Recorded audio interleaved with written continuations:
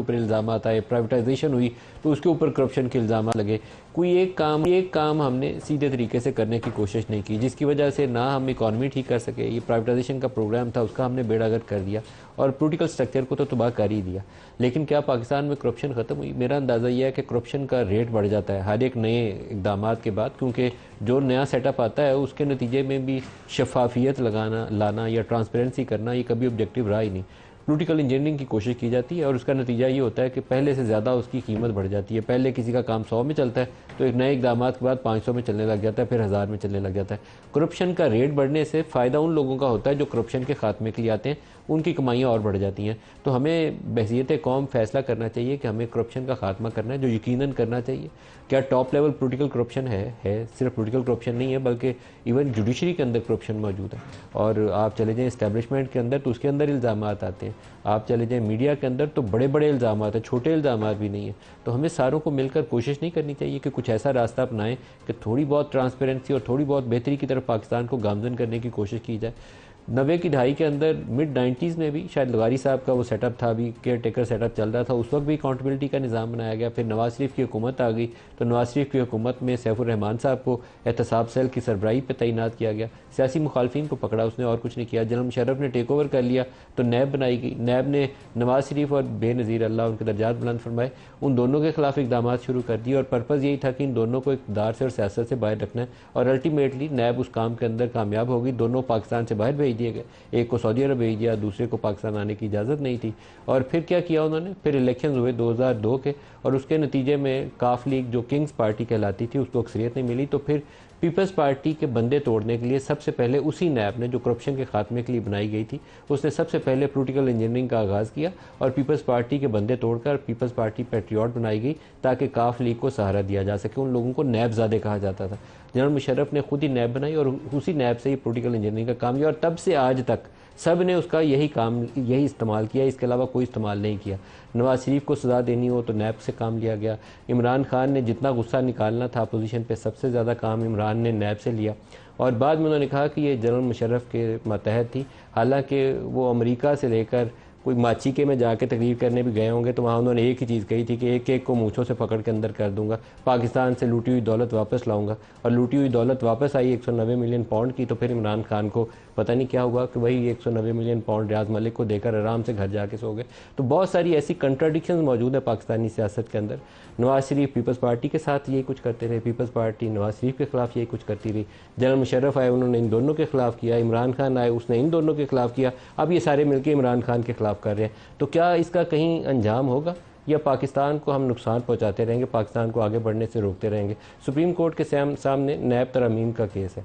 नैब तरमीम पीडीएम की हुकूमत ने की और पीडीएम की हुकूमत वैसे तो पार्लियामान जो भी बाख्तियार है करना चाहे कर ले, लेकिन अगर कॉन्फ्लिक्ट ऑफ इंटरेस्ट साबित हो रहा हो, ये साबित हो रहा हो कि शहबाज शरीफ या उसके कलीदी वज़रा जो थे या पीपल्स पार्टी उसकी जो हलीफ जमात थी उनके खिलाफ ऐसे पर्सन स्पेसिफिक केसेस थे और ऐसी तरमीम लाई गई कि जिसके नतीजे में वो लोग बेनिफिशरी के तौर पर सामने आते हैं, तो फिर ये मेरे ज़ाती राय में एज ए जर्नलिस्ट मैं इसको कहूँगा कि ये इससे ज़्यादा सीरियस कॉन्फ्लिक्ट ऑफ इंटरेस्ट नहीं हो सकता। वैसे पार्लियामान तो बाख्तियार है, लेकिन अपने ही केसेस माफ़ कराने के लिए तरमीम कर रही हो तो फिर वो कॉन्फ्लिक्ट ऑफ इंटरेस्ट के ज़ुमरे में आएगा, फिर वो इख्तियार उसका सलब हो जाएगा। तो ये सुप्रीम कोर्ट को तय करना पड़ेगा। अगर वो आंखें इससे बंद करके, इस कॉन्फ्लिक्ट ऑफ इंटरेस्ट वाली इशू से आंखें बंद करके फैसला करेंगे तो गलत फैसला होगा, और आंखें खोल के फैसला करेंगे तो फिर कुछ फैसला और आएगा।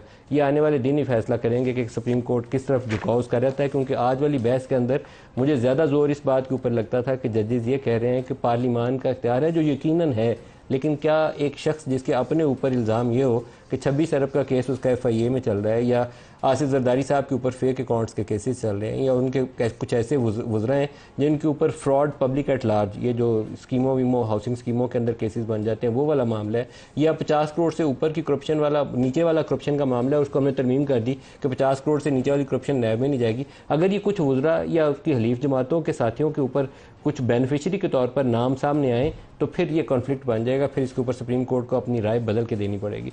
आज जो इंटरेक्शन हुआ जहां इमरान खान ने वीडियो लिंक के ज़रिए जजेस के साथ बात की और ये सुप्रीम कोर्ट शायद लाइव दिखा देती तो हर्ज कोई नहीं था। बहुत अच्छा होता कि पाकिस्तानी कौम को भी पता चलता कि जजेस क्या कह रहे हैं और उधर से इमरान खान की तरफ से क्या कहा जा रहा है। जो सवाल जवाब हुए आपस में, वो कह रहे हैं, इमरान खान कह रहे हैं कि मैं नैब तरमीम केस में हुकूमती अपील की मुखालफत करता हूँ। इसके ऊपर जस्टिस मंदोखेल ने कहा, आप क्या कहते हैं, पार्लियामान तरमीम कर सकती है या नहीं कर सकती?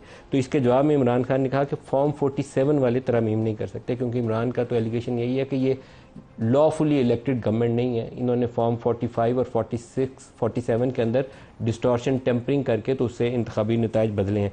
जेल में हूँ, तरमीम बहाली से मेरी आसानी तो हो जाएगी, लेकिन मुल्क का दिवालिया निकल जाएगा, ये इमरान ने कहा। जेल में जाकर तो मजीद मेजोरिटी आई, जमाल मंदोखेल साहब कह रहे हैं। पाकिस्तान में गैर एलानिया मार्शल्ला लगाओ, ये इमरान खान का इल्ज़ाम है, बड़ा सीरियस चार्ज है। सुप्रीम कोर्ट के अंदर वो लगा रहे हैं कि गैर एलानिया मार्शल्ला लगा हुआ है। मैंने पूरी इसकी प्रोसीडिंग सुनी नहीं है, क्योंकि लाइव आज नहीं थी। अगर लाइव होती तो शायद जजेस को पूछना चाहिए था कि मार्शल्ला लगा हुआ है तो उसकी नोयत क्या है, क्योंकि मार्शल्ला के कुछ इकदाम ऐसे होते हैं जो अदलिया के ऊपर भी असरअंदाज होते हैं। मालूम नहीं है जजेस ने ये क्वेश्चन आगे से किया या नहीं किया। इमरान खान, आपकी बातें मुझे खौफजदा कर रही हैं, जस्टिस मंदोखेल ये कह रहे हैं, हालात इतने ख़तरनाक हैं तो साथी सियासतदानों के साथ बैठकर हल करें। जस्टिस मंदोखेल, बड़ी इंपॉर्टेंट ऑब्जर्वेशन है ये, जस्टिस मंदोखेल ने नहीं दी, even chief justice of Pakistan ने भी दी, शायद जस्टिस सत्तर ने भी इसके ऊपर कुछ बातें की।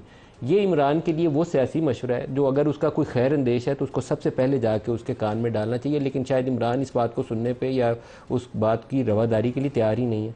जब सियासतदान आपस में बैठते हैं ना, तो फिर बहुत सारे नैब तरमीम हो या गैर एलानिया मार्शल्ला हो, उसका रास्ता निकलता है, हल निकलता है उसका।